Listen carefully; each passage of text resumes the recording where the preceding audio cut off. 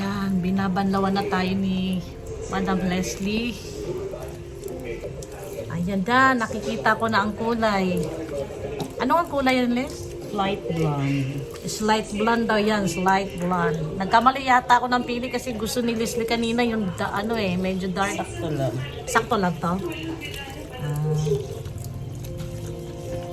Ayan, banlaw-banlaw. After nito, anong sunod? Brazilian treatment na. Hindi na siya patuyin, no? Hindi siya i-blower, diretso na lagay. Diretso apply. Nabasa pa yung buhok. Yun.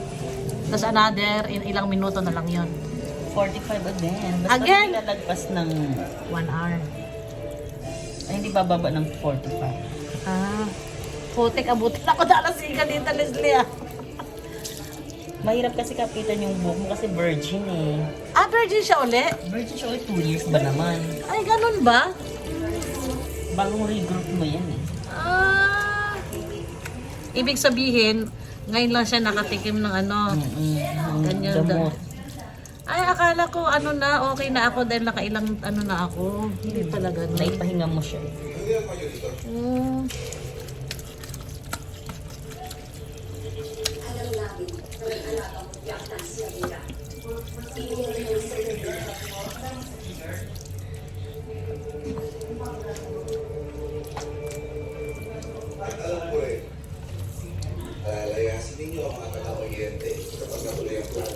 Parang nakakalbo yata ako, Liz.